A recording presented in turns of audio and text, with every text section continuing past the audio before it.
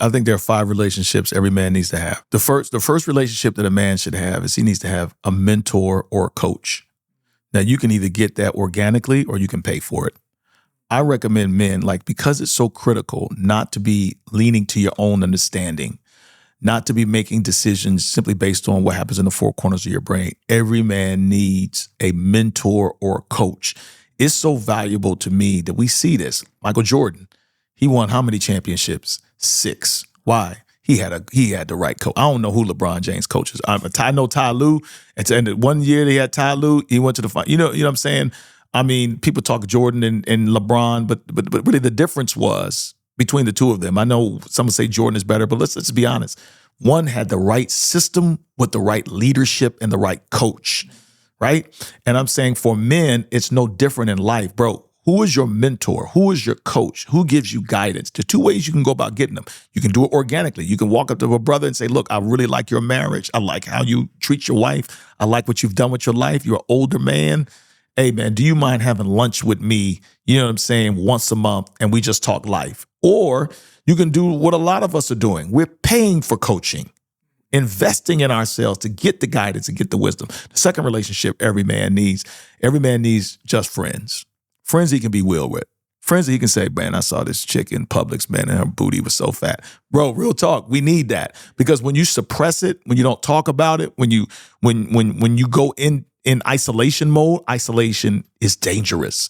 So we need friends that we can laugh with, celebrate with, you know what I'm saying, share our struggles with, share our temptations with, go on trips with, go fishing with, go do golf with, just enjoy life with. The third relationship every man needs to have in his community, every man needs to mentor somebody. No, it's funny. A lot of brothers feel like, man, I'm not really in a position to mentor anybody, but I got so much junk going on in my life, man. My own kids, I'm separated from them. I can't, blah, blah, blah. If you've made mistakes, you can mentor somebody.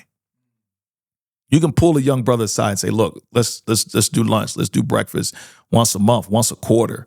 How you doing? Hey, man, here's some mistakes I made in life. Man, let me help you out. And what I found is when you pour into other people, it raises your level of personal integrity. Because now you got to come through, not just for you, but for the people behind you that you're trying to bring up. All right, the fourth relationship every man needs to have in building his community. Every man needs a therapist. Yeah, I feel like we beat that one down. All right, so we got that one. But here's the last relationship every man needs to have. Every man needs a fraternity to focus. Now, I'm not talking about Greek organizations. The word fraternity just means sameness. It means agreement. These don't have to be your buddies. They don't got to be your friends. But let's just say me and you are working on building our finances. Let's lock in. The research says that we're 95% likely if we have a goal, right? If we meet with an accountability group of people once a week or with regularity, you are 95% likely to reach the goal. So if I want to get into real estate, if I want to be a better husband, find an area of improvement that you want to get in and build around that community. That's one of the reasons why I started the Winning Circle. I wanted to find men. We don't have to be friends, but all of us want to win in what matters. All of us want to be closer to God. All of us want to be better husbands. All of us want to be, you know what I'm saying, more successful. All of us want to be men of integrity. All right, well, let's lock in together and let's meet on a regular basis and push each other to the goal. Bro, we know this already as men. That's sports. How many times you've seen these teams, like even the Bulls, they didn't all like each other. I heard Scottie Pippen say the other day, him and Jordan never went out to eat. That's crazy. That's crazy. That's crazy. They never did dinner even lunch, but they got 6 chips. Why? Because they had an organized community that was chasing a goal. And there's a lot of brothers, they're always in this, I don't trust anybody thing. Bro, if we all locked in on the same thing, let me tell you something happened in my life. When I was struggling with porn, the thing that literally moved me into complete recovery and breakthrough out of that bondage of pornography is I signed up for a support group with men who wasn't my race, my color, not even from my country. They were all over the world. We got on Zoom, and it was a part of a program that I paid for, and I met with those guys for 6 months, and just being in that community, focused on that one thing. We don't talk to each other today, but we were all men locked in on this goal. That's what happens in the military. I'm in the military. The military is about a community of men who are locking in on a goal, whether it's to defeat the enemy, and when that happens, special things happen. And so, bro, what's your interest? What's your goal? Where do you want to be in life? Identify a group, pay for the group. I mean, if the church got the group, wherever the group is, bro, you need to be in that group because the research says that group moves you to a different level when you all lock in on the same thing. That's good, brother. That's good. So I think it's a good segue for you to talk about, how the work you're doing with men and your community and how it works and the benefits of it. And yeah, so honestly, just experientially and educationally, I found that when men are a part of a community of men that are locked in on improving as men, right? Not just the money piece, but look, we're locked in on character. We want to be men of God. We want to be healthy.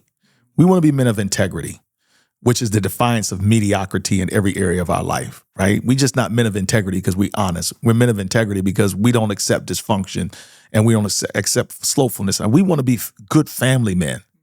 We want to be, and how does that happen? I need to be in a community of men. And so seeing how that's worked in my own life, seeing how the scriptures support that, right? Even Christ, think about this. Jesus is on his way to fulfill his purpose. In the Garden of Gethsemane, what happens? He's starting to feel the weight of it. Matter of fact, he's like, my soul is sorrowful unto death. He expresses his emotions. He shares his feelings. What does he do? He says, I need 3 of my boys. I need my dudes to come with me. Now, we always tripping because they fell asleep on him in the Garden of Eden. But Jesus would not even go to the cross in his worst moment without friends. Bro, it's the thing that helps us to accomplish what we're supposed to do. And so, bro, the blueprint is there, right? That's how men thrive. That's how men win. They win with other men. And so we built a community called the Winning Circle on the platform of men helping men to win in what matters. And man, we've seen thousands of brothers come through our community in one shape, form, or fashion. And like all of the measurables are there. Like these guys are successful, they're doing well, but they got the same story. Bro, I'm struggling personally. Get me to the next level. And we're getting each other to the next. It's not just me. Like there's coaching, there's courses, there's curriculum, there's all that. But the secret sauce is brothers meeting on a regular basis, pushing each other, saying, I ain't gonna let you fail, bro. We're gonna win.